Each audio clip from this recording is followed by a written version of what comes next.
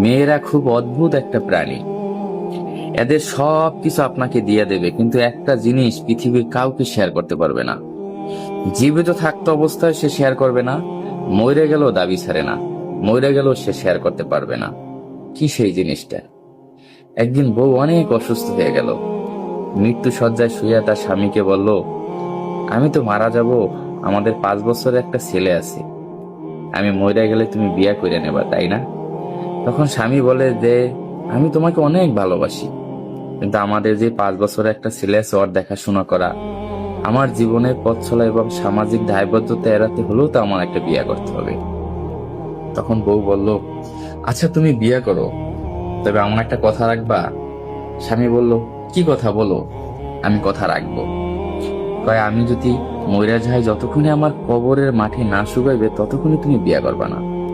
স্বামী বলল, আচ্ছা ঠিক আছে, যতদিনে তোমার কবরের মাটি না শুকাইবে আমি কথা দিলাম ততদিন আমি বিয়ে করব না।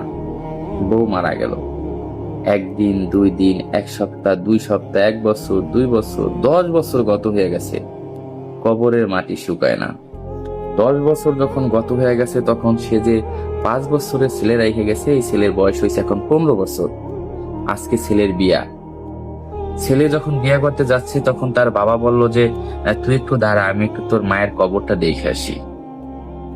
কবর দেখতে যাইয়ে দেখে যে না, আজকে কবর শুকনা, আজকে কবর ভিজা নাই। তখন সে তার ছেলের কাছে এসে বলল যে, আমিও বিয়ে করব। ছেলে বলতেছে, বাবা তুমি এটা কি বলো? মা মারা যাওয়ার পর তোমাকে অনেকেই বলছে যে তুমি বিয়ে করো, বিয়ে করো, আমিও অনেকবার বুঝাইছি, কিন্তু তুমি বিয়ে করো নাই। 10 বছর গত হয়ে গেছে, আজকে আমার বিয়া, আর তুমি আজকে বিয়ে করতে চাচ্ছ? তখন তার বাবা বলল যে, তোর মা আমাকে বইলা গেছিল, যতদিনে কবর না শুকাইবে ততদিনে যেন আমি বিয়া না করি। 10 বছরে কবর শুকায় না, আজকে আমি দেখেছি কবর শুকনা, আজকে আমি বিয়ে করব। তখন ছেলে কান্না কইরা দিল যে, হায় হায়, আমি কি কইরা ফেলাইলাম, আমি আমার মায়ের কথা রাখতে পারলাম না। তখন তার বাবা জিজ্ঞেস করলো, তুই কান্না করো কা, তোর মা কি এমন কথা দিয়ে গেছে তোরে যা তুই রাখতে পারো না?